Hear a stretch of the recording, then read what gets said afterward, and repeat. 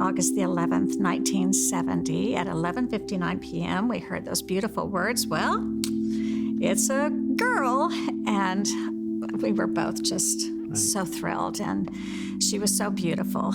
And the doctor looked rather serious and solemn. He stepped over by our bedside and said, "Well, only 1 in 50,000 babies are born like her. Her vision is going to range somewhere between less than normal and blind." I had been an educator, and so I knew 83% of everything we learn takes place visually. And I knew that we needed help. I knew that we needed a special program, someone who could teach us how to teach her. And there were no such programs in Tulsa. But all the while I was worried again, this time not about Missy, but about another little girl that we had heard about.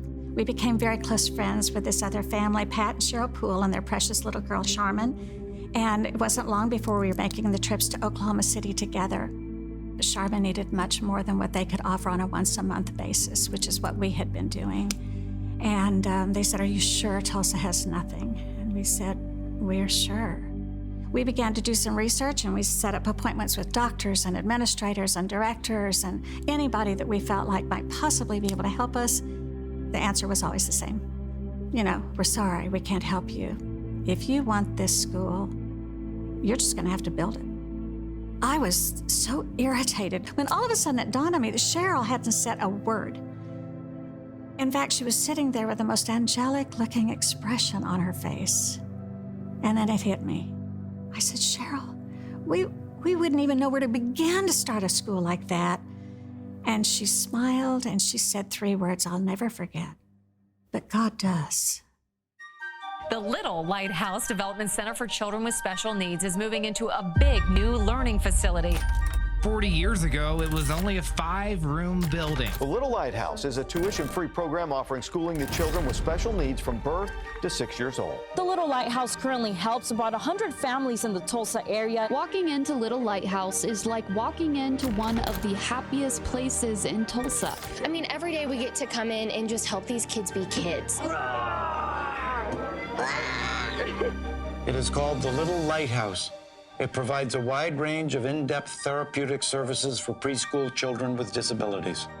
The services are free of charge. They have found new and innovative ways to help the most challenged young people in our society. When I think back 50 years ago, I personally never imagined or thought that it would ever be what it is today and what it will be in the future. I've always joked about this, that we were a nonprofit. We certainly weren't making any profit. We literally hung the curtains in that little 5-room by shoestrings over a window.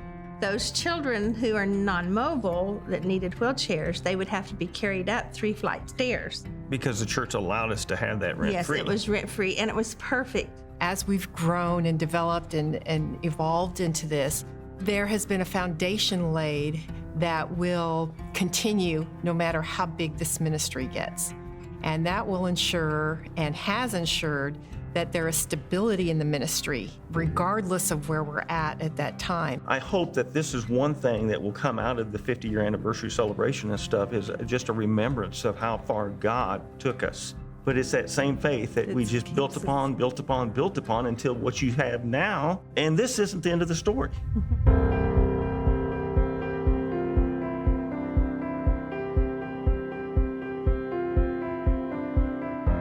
It's so fun, the stage that we're in as far as what we can provide the children. We are on the cusp of great things. We're doing great things, but I feel like better days are ahead.